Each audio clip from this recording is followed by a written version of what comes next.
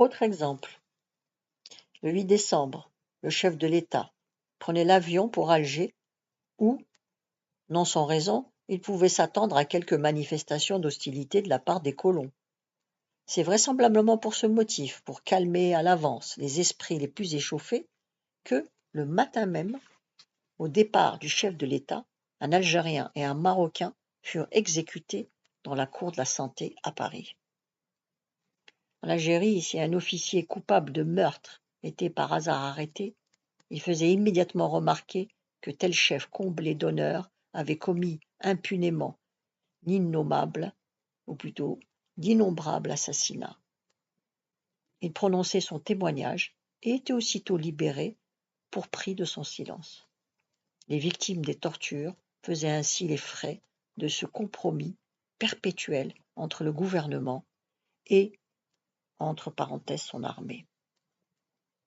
Mais ce jeu d'équilibre ne pouvait pas durer éternellement. Dès son installation, le gouvernement du général de Gaulle s'était efforcé de dissocier les responsabilités de l'armée de celles des ultras. Des pouvoirs énormes étaient accordés à l'armée, mais dès le 9 octobre, les officiers étaient invités à quitter les comités de salut public. Quant au CCI et à la DBR, c'étaient là des organismes purement militaires. Après la crise du 24 janvier, les unités territoriales sont dissoutes. Le 5e bureau, dont le chef, le colonel Jean Gardet, s'était compromis dans l'insurrection d'Alger, est théoriquement supprimé. L'autorité civile est petit à petit rétablie à Alger. Après le putsch du 22 avril, ce n'était plus un général, mais un préfet de police qui détient les pouvoirs de police à Alger et à Oran. L'appareil répressif, en particulier le CCI, avec toute la hiérarchie parallèle, la hiérarchie régulière qui en dépendait, était cependant devenu un État dans l'État, bien que soumis à la direction d'un simple colonel.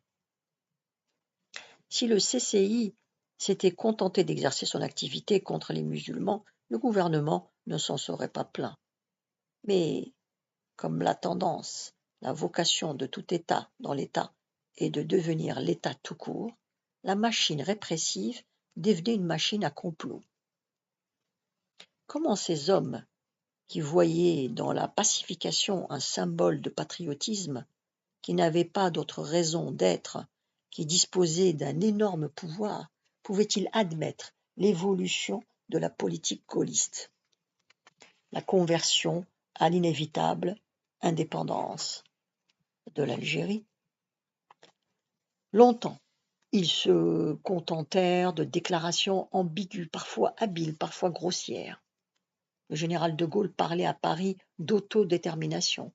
À Alger, le général Massu déclarait que c'étaient là des paroles destinées à l'opinion internationale, tandis que Delouvrier disait « Nous combattons pour une Algérie française ».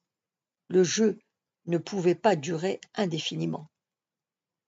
Les chefs militaires avaient compris qu'il était impossible d'intégrer l'Algérie sans instaurer en France un régime totalitaire pour lequel il n'existait pas de base économique et politique.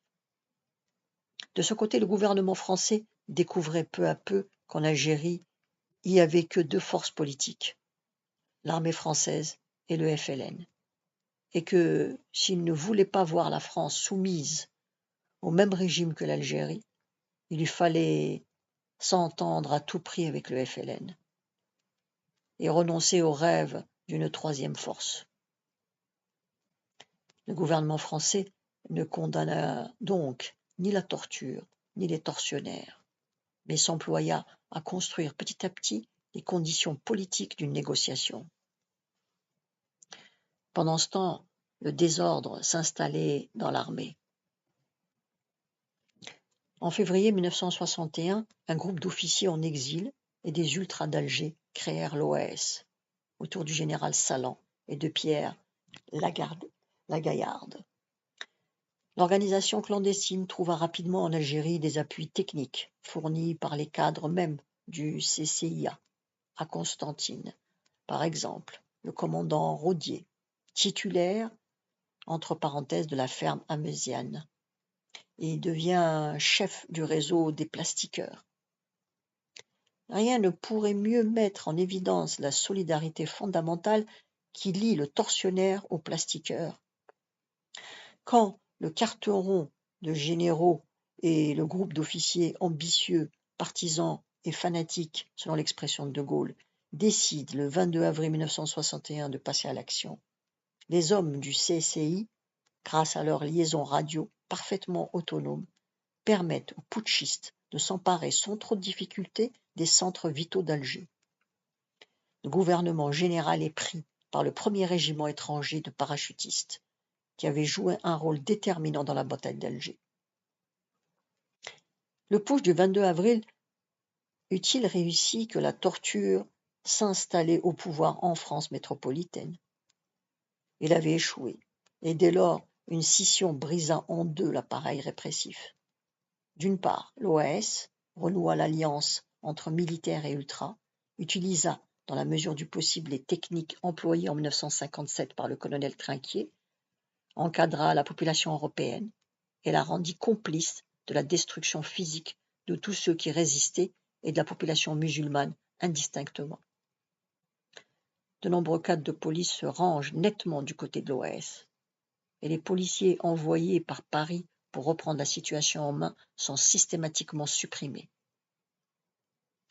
Entre la fin de 1961 et les accords du 7 juin 1962, une nouvelle bataille d'Alger se déroule entre l'exécutif provisoire et les pieds noirs de l'OAS. À Alger et à Oran, les crimes se commettent ouvertement. Ratonnades, lynchages, enlèvements de détenus, attentats à la dynamite, qui provoquent en retour des représailles aveugles. Née d'un État dans l'État, l'OAS se comporte elle-même en État, expulsant les journalistes étrangers qu'elle juge indésirables, brisant tout ce qui permettrait à l'État officiel d'exister encore.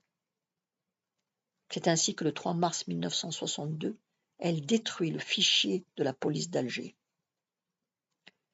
De son côté, l'armée officielle continue de combattre le FLN. Les centres de torture fonctionnent jusqu'au jour du cessez-le-feu, et certains éléments de l'armée, comme la Légion étrangère, poursuivent encore après la lutte avec les mêmes méthodes. La DBR n'est supprimée que le 5 avril. De nouveaux problèmes se posent aigus, comme celui des harkis, intégrés au dispositif de répression, et qui voient venir avec terreur le jour du cessez-le-feu. Un exemple, le lieutenant Chénet commandait une harka dans l'Aurès. À l'annonce de l'ouverture prochaine des négociations d'Évian, ces harkis commencèrent à s'agiter. Et plus encore lorsque le 20 mai 1961, avec le début des négociations, le gouvernement français décida la suspension unilatérale des opérations offensives. Le lieutenant Chénet apprit alors que ces harkis se préparaient à déserter en tuant les hommes du poste français.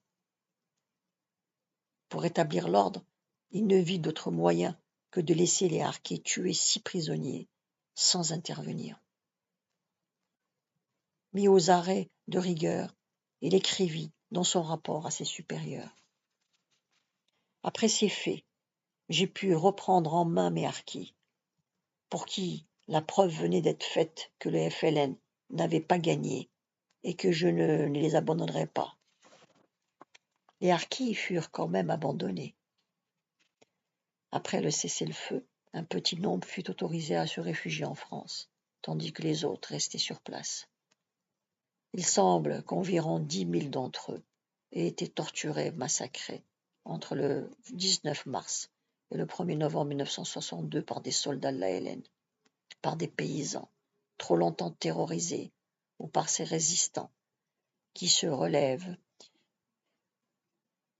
toujours au lendemain de la victoire, et qu'on appela en Algérie les Martiens, par allusion aux accords d'Évian de mars 1962. Ainsi se manifestaient les conséquences tragiques de la guerre révolutionnaire et de la destruction des élites politiques algériennes. Un troisième groupe d'officiers et de policiers, infiniment plus restreint, se consacra à la lutte contre l'OAS. Ce groupe comprenait la gendarmerie mobile d'Alger, cible des activistes le 24 janvier 1960, et les barbouzes, les policiers spécialisés envoyés de Paris en sacrifiés. Il ne fait pas de doute que la torture ait été employée dans un certain nombre de cas contre des personnes soupçonnées d'appartenir à l'OS. Au moment du cessez-le-feu, l'appareil d'État français en Algérie semble s'être volatilisé. Il ne reste plus qu'une superstructure que l'OAS utilise et qu'elle méprise. Cependant, l'annonce du cessez-le-feu produit des changements substantiels.